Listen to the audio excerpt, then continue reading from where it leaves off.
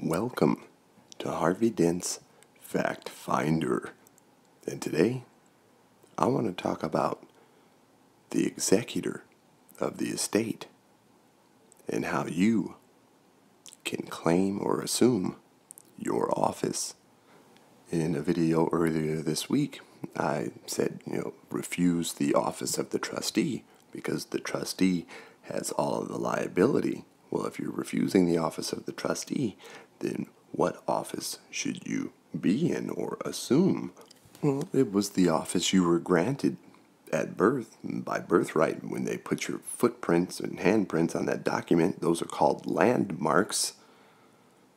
That is granting you the office of the executor when you come of age. Of course, none of us are taught this, and our parents didn't know any of this, and this state takes full advantage of our ignorance of these facts, and we are treated and accept the office of the trustee, which any court or any entity sending you a bill is presuming that you are responding as. I'm going to breeze through some information that I found on some resources. Links are down in the description.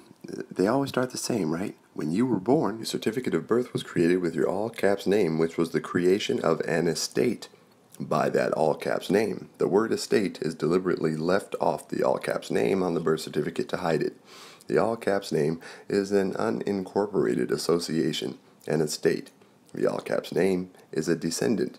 The estate was created for your benefit and use, with you as the grantor, by placing your landmarks, footprints on the certificate of birth. And you are still alive. Your parents are the creator of the estate. They created you. You do not own the estate. It's the grantor's estate. It's not your office. The grantor has liability. You do not want to own it because ownership creates liability. However, you can control the estate and its assets.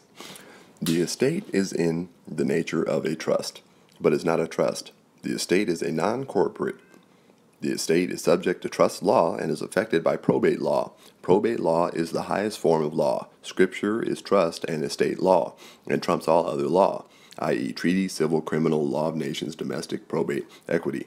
Just made up rules of the world game for attorneys to control everything. True law has to be simple and work equally for everyone, equals equality. UCC is not contract law because there's not full disclosure.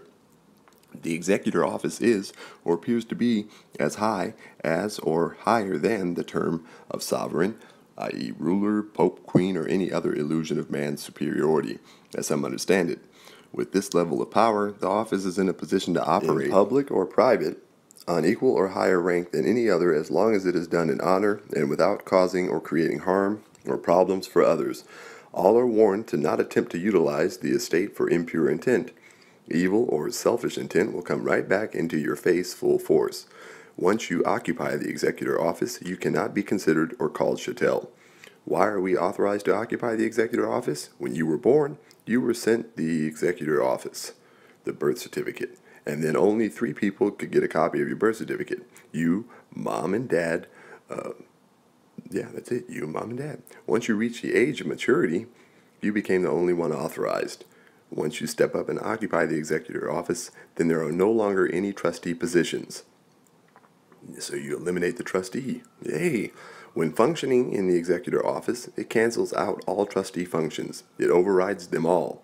However, the executor office can appoint trustees to accomplish certain limited tasks, but can never grant general power of attorney over estate affairs. And that's the big secret, is you are not a trustee that has lots of liability.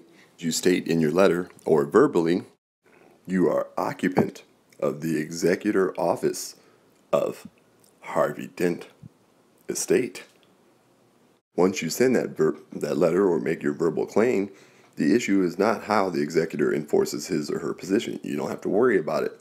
The issue is that they cannot try and enforce their false position on you because you're claiming, hey, I'm top dog. So anything that you have to say as to this estate, show me your proof of authority to administer this estate. When they can't, because you have the proof of authority right there, your birth certificate, So if you find yourself in a courtroom, now remember, all courts are probate courts. They're courts of equity, all right? All they're dealing with is after death dealings of the estate. You find yourself in a courtroom, and inside the bar, make your statements such as those below and ask questions. Try not to engage in any other conversation or arguments when in court, whether or not you already presented the executor letter. As soon as the case is called, announce the following to the court by addressing the opposing counsel. I am here in my proper capacity as the occupant of the Executor Office of Harvey Dent's estate. If asked who appointed you executor, just hand them the birth certificate. Turn to the opposing counsel and say, I demand your written authority to administer the Harvey Dent estate. What's the one document you have in your possession that gives you the authority or jurisdiction to control my life? If the state union barbarian member gives you any lip, tell them you'll just have them disbarred if you keep messing with the estate. No one has the authority to administer anything for the estate. Anyone who attempts to, they're acting in fraud, especially once you claim your rightful place in the office of the executor. No one can trump you. Now, if either the attorney or commissioner or judge, whatever you want to call them, refuse to stand down, you as executor have the power to appoint either of them as trustees to the estate and to handle this matter, accordingly. So basically, if you try and appoint them as trustees, they'll run away because they don't want the liability. You can always confirm that it is probate court and then tell them the executor office of this estate, being the highest office represented here today, demand the case be immediately dismissed with prejudice and that all damages owing to the Harvey Dent estate be paid forthwith. If the alleged judge still refuses to give in, appoint him as the trustee of the estate, which you can do. Just like most of them will do, if they continue to move forward as if what you're saying is a bunch of gobbledygook and you're off your rocker, you can continue to demand written authority for them to administer the estate. You can also ask them if they have evidence from the Secretary of State that the name is licensed to do business in the state. And if the judge threatens to lock you up, you can ask him, are you suggesting you are going to put the occupant of the executor office into custody? Is that what you're saying? Because you operate on the private side, never public, where all trustees are. And don't forget, you can appoint. It's not a request. Anyone can be appointed a trustee. So if he says, yeah, okay, then I'm going to appoint you trustee. You put yourself in jail. Now remember, you can only do this in a courtroom if you have not answered to the name, have not responded to the name. Like they say, you are there in your proper capacity as executor of the named estate, but it is never I or my or that name is me. You are not the name. You are only executor of the estate. So I'm going to start training myself to say, if someone asks me, am I Harvey so-and-so? No, I am executor of the estate of that name, but that's not me. I'm the executor of the estate. So if you're looking for a trustee, then would you like for me to appoint you trustee? All officials and government servants have taken an oath. Even if they have not taken an oath on record, they have cashed a paycheck and accepted the responsibility. So if they work for the government or they're a public official, they have a fiduciary duty to serve and protect the estate, whether they know it or not. You can just continue to work your way on up the ladder, charging everybody else's estates for, not performing their duties.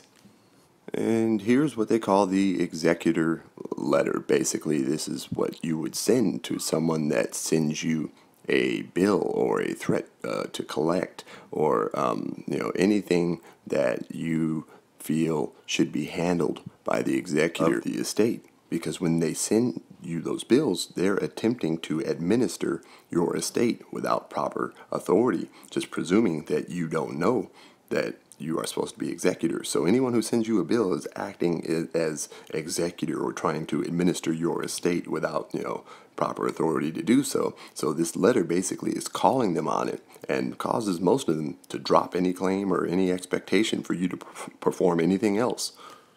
That's about all the information I'm going to go through with you. There's some links down in the description that goes, one of the links will go in depth into this whole process and the whole relationship between you and your estate. And again, you don't own it because you don't want ownership. You just want control of the assets. You don't want to own anything because ownership creates liability. And as far as sending a U.S. trustee the copy of my certified or federally authenticated birth certificate, I don't need to, because that birth certificate establishes my right to the Office of the Executor, and I will be assuming my office. There's tons of information online. Basically, what I'm going to do is fill out this one letter and then modify it for future attempts to administer the estate without proper authority using that. So from now on, when it comes to business in public, and they ask my name, I don't have a name. I occupy the Office of the Executor of the Harvey Dent estate. Until you find your truth, keep looking.